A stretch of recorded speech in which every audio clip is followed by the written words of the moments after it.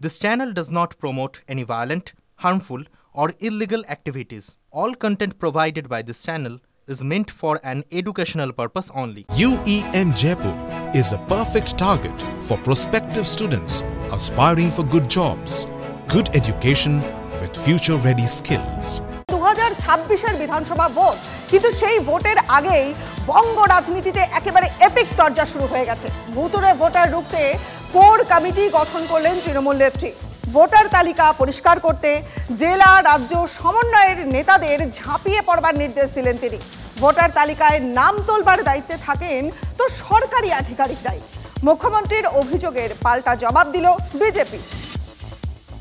ইলেকশনে যাবার আগে যুদ্ধকালীন কাজ যেটা করতে হবে, ভোটার লিস্ট ক্লিন করতে হবে, ভোটার লিস্ট ক্লিন করতে হবে। 21শে জুলাই 1993, কলকাতা। ভুতুড়ে ভোটার রুখতে সকলের সচিত্র পরিচয়পত্রের দাবিতে রক্তক্ষয়ী আন্দোলন। নেতৃত্বে মমতা বন্দ্যোপাধ্যায়।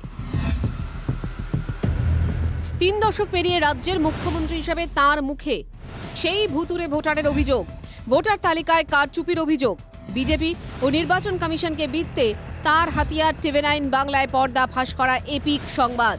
আর ভুয়ো ভোটার ধরতে কোর কমিটিও করে দিলেন তৃণমূল নেত্রী। স্টেট লেভেলে এই ভোটার লিস্ট সংক্রান্ত একটা কমিটি করে দিচ্ছি। তাদের রোটেশন অনুযায়ী অফিসে 4 জন করে বসতে হবে, এখন কাল থেকে রেগুলার। সমাধান করবেন, না করতে পারলে আমাকে যোগাযোগ করবেন। তার কারণ হচ্ছে আমি কিন্তু অলওয়েজ অ্যাভেলেবেল। সম্প্রতি দক্ষিণ 24 পরগনার চম্পাহাটি পঞ্চায়েতে ভোটার তালিকা স্ক্রুটিনি করতে গিয়ে ধরা পড়ে অন্য জেলার ভোটারের নাম উঠেছে সংশোধিত তালিকায়। TV9 বাংলার অন্তর্তদন্তে উঠে আসে আরও চাঞ্চল্যকর তথ্য। দেখা যায় চম্পাহাটি কার্যত হিমশৈলের চূড়া মাত্র। দক্ষিণ দিনাজপুর, মুর্শিদাবাদে একই এপিক নাম্বারে একাধিক ভোটার রয়েছেন গুজরাট, হরিয়ানার মতো রাজ্যে। TV9 বাংলার এই প্রতিবেদন সম্প্রচারিত হতেই হুলস্থুল পড়ে যায় বঙ্গ রাজনীতিতে। তার জেরেই এদিন নেতাজি ইন্ডোরের বৈঠকে দলের নেতাদের সতর্ক করে আগামী বিধানসভা নির্বাচনের প্রাক্কালে দিয়ে দিলেন হোম টাস্ক। 7 দিনের মধ্যে জেলা কমিটি যারা একটা করে কোর কমিটি আমরা করে দেব, যারা ভোটার লিস্টের কাজটা এখন থেকে করতে হবে এবং ইনফরমেশন পার্টি অফিসকে পাঠাতে হবে, তৃণমূল ভবনে পাঠাতে হবে সুব্রত বক্সির কাছে। ডেটা অপারেটরদের লক্ষ্য রাখুন, অনেক জায়গায় কিছু মিষ্টির প্যাকেট গেছে, আর যারা এই কাজটি করেছে আমি হাতে নাতে ধরবো কিন্তু ব্লকগুলো, কিন্তু তার জন্য আমার ডকুমেন্ট চাই, এভিডেন্স চাই। অনেকে আরও তার দায়িত্ব পালন করেনি। 4টি স্তরে ভোটার তালিকার যাবতীয় কাজ রাজ্য সরকারের অফিসাররা করেন। মুখ্যমন্ত্রী মমতা বন্দ্যোপাধ্যায়কে চ্যালেঞ্জ জানানো, যেখানে যেখানে আপনি এই তছরুপি পেয়েছেন, এই কারচুপি পেয়েছেন, আপনি কেন বিএলও থেকে ডিস্ট্রিক্ট ম্যাজিস্ট্রেট অবধি তার বিরুদ্ধে ব্যবস্থা নিচ্ছেন না? সম্প্রতি হরিয়ানা, মহারাষ্ট্র, দিল্লি বিধানসভা নির্বাচনে বিপুল জয় পায় বিজেপি। এর মধ্যে হরিয়ানা ও মহারাষ্ট্রে লোকসভা নির্বাচনের ফলাফল কার্যত উল্টে যায় বিধানসভা ভোটে। বিষয়টি নিয়ে হইচই শুরু হয় জাতীয় স্তরে।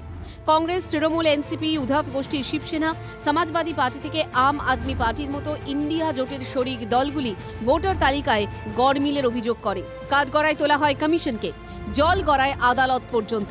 নতুন ভোটারের নাম তোলার অনলাইন পদ্ধতি নিয়ে প্রশ্ন তোলেন মমতা বন্দ্যোপাধ্যায়। কেন অনলাইনে হবে? আপনাকে ভোটার কার্ডে নাম তুলতে গেলে, আধার কার্ডে নাম তুলতে গেলে আপনাকে ফিজিক্যালি যেতে হয়।